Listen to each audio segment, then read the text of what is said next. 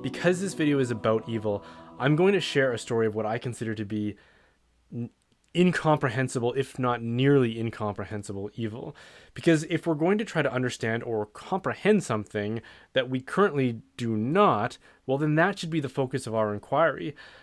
Examining our blind spots is the quickest way to acquire knowledge where it's currently lacking. But this story is extremely disturbing, not merely for the facts and the details that it conveys, but also for the degree of evil which it depicts, a degree that human beings are capable of committing and becoming.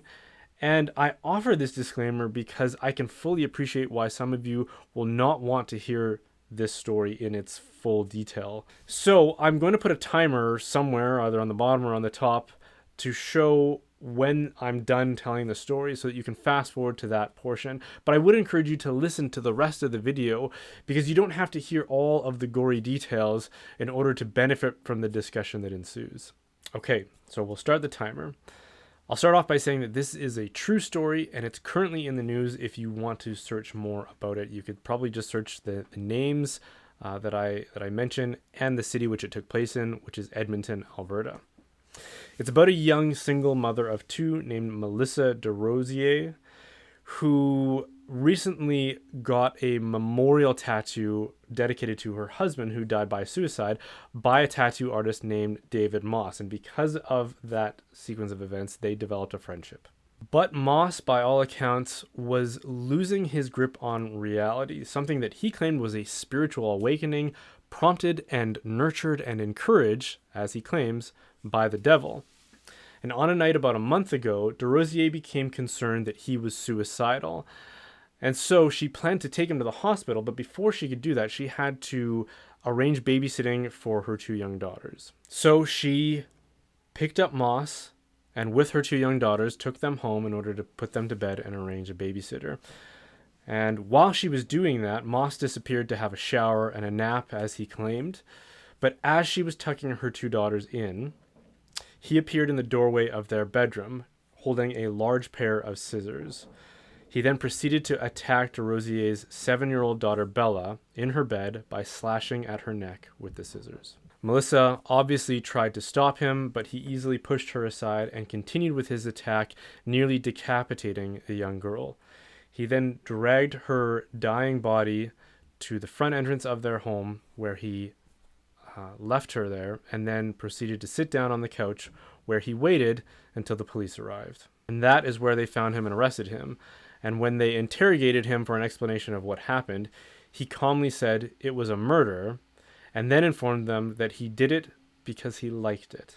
Okay, so for those of you joining us again, I just told the story of a man named David Moss who committed a murder in the city that I live in, and that when he was arrested, he told the police that he did it because he liked it, and he is now standing trial. So if you want to search on the internet for more details about that, you can do that.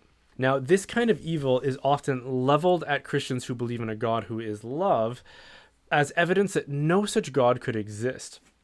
And this challenge is known as the problem of evil, which is emotionally persuasive, but it doesn't introduce any consideration that hasn't already been wrestled with and addressed in the earliest days and the earliest writings of the church, as well as the earliest pages of Scripture. But for whatever difficulties arise for the Christian in reconciling or accounting for this kind of evil, I think there's even a larger difficulty for a materialist atheist, because materialism is the belief that the physical properties of the universe are all that exist. There is no invisible, transcendent dimension of reality, only what can be observed physically. But if you hold this view and you want to arrive at some rational explanation for the events in the story that I just told, you have to account for them by appealing to exclusively material causes. So your explanation would have to be something like evolutionary conditioning in unattached male members of a mammal species causes them to treat the offspring of their rivals as a threat, and therefore they can have a strong instinct to do harm to those offspring. Now, I'm not saying that that is a possible explanation, only that that's the kind of explanation you have to make, in that it appeals to merely material causes and ingredients in the explanation. And if you want it to be a satisfying explanation, it has to be more than just speculative invocation of Darwinian evolution. Because too often, this is a complaint of mine, I find people simply referencing evolution to add legitimacy to blustery speculations that might account for some phenomenon, but with no actual observed evidence to support their claims. If we're really committed to being logically consistent, I think we have to do better than explanations that go something like because evolution, or what I would describe as an evolution of the gaps type argument. And I also think it's really important that we admit that what we're describing isn't so rare or so new that a lack of an explanation is acceptable. This happened in my hometown last month and has been going on since before we have records of it. According to the book The Sociopath Next Door, I believe by Martha Stout, 1 in 20 people are sociopaths. So this is, I would argue, the kind of thing that we should have a way of accounting for. And if we don't, then we have to concede that there is a flagrant deficiency in a very necessary understanding of human nature. And if we can't even understand the basics of human nature, something for which we have insider knowledge, I think it would be audacious for us to assume that we can have any meaningful knowledge of things which are external to us, like the universe.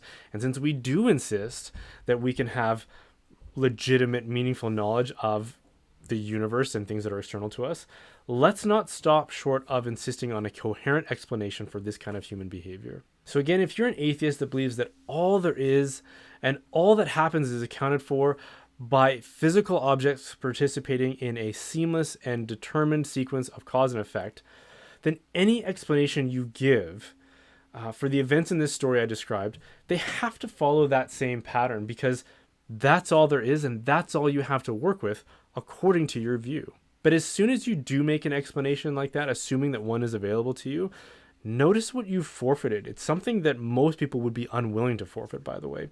What you cannot say after observing phenomenon like that is that was evil or that was wrong. And we have a very strong urge, instinct, or intuition to react that way when we hear a story like that. Because as soon as you admit that, as soon as you say that was wrong or that was evil, what you're saying is something that happened, something that is real, is a part of reality, should not have happened. In effect, what you're saying is, I disapprove of those events which are part of the fabric reality, and therefore I disapprove of reality.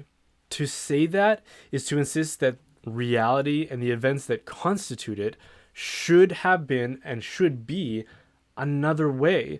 Something else should have happened. Specifically, that guy shouldn't have murdered an innocent life, and worse, he shouldn't have gloated about it afterwards as if he did something enviable with complete indifference towards goodwill or the lives that he has now traumatized. But if all there is material reality, how can you lay claim to knowledge of some alternate reality which doesn't exist and which you believe should exist? Some invisible, better world that you would have approved of. But instead, the world that you do observe, that is accessible and available to your physical senses and rational mind, and is therefore observed by science, is one that you object to, and one which at times is a horror to you, which is compounded even further in its strangeness by the fact that you yourself are part of that fabric reality. You are a consequence, a contingent part of this sequence of cause and effect, yet somehow in the midst of that, find yourself disapproving of this whole system which you are contingent upon. This raises a massive question that seems unanswered to me by the materialist atheistic worldview, which is, where are you getting this knowledge of this invisible good world that stands in contrast to the visible world which you claim is the only one that exists? If you have knowledge of this other invisible good world, where does that knowledge come from?